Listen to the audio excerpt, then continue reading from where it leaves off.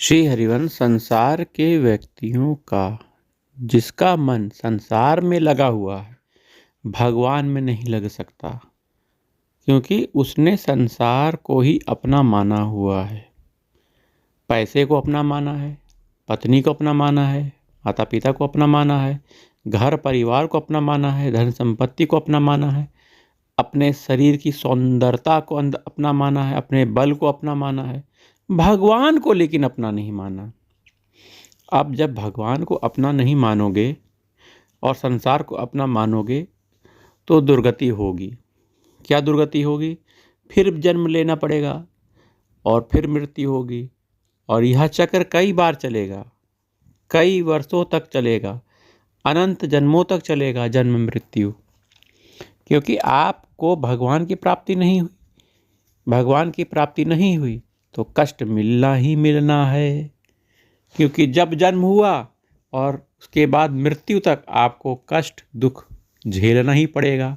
सुख भी मिलेगा, जीवन में सुख और दुख मिलते ही हैं, लेकिन ये सुख दुख क्यों?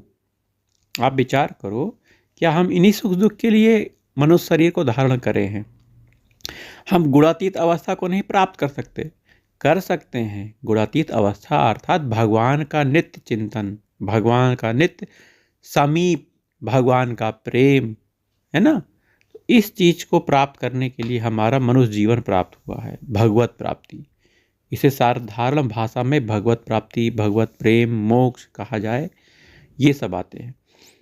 तो सांसारिक व्यक्ति को अगर भगवान की कथा, भगवान के नाम की महिमा, भगवान के धाम की महिमा बताई भी जाए, वो इस चीज़ को सुनना नहीं चाहता, क्योंकि उसका संसार से जो मोह बना हुआ है वो मोह फिर छूटेगा और इस तरफ लगेगा, इसलिए वो चाहता भी नहीं है। तो ऐसे व्यक्तियों को भगवान की बातें, भगवान के नाम की महिमा आदि गुण नहीं बताना चाहिए। परंतु संत महात्मा दयालु होते हैं, वो नाम तो सुना ही देते हैं। तो नाम सुनने से उसका मंगल हो सकता है, लेकिन वो अपना मंगल करना नहीं चाहता है। क्यों नहीं करना चाहता है? यही भोगों को भोग कर सुख बुद्धि लेना चाहता है।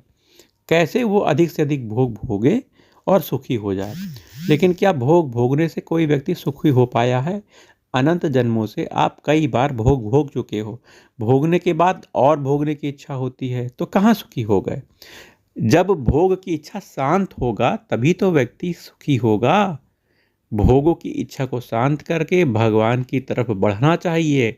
भगवत प्राप्ति के मार्ग में बढ़कर भगवान को प्राप्त करना चाहिए।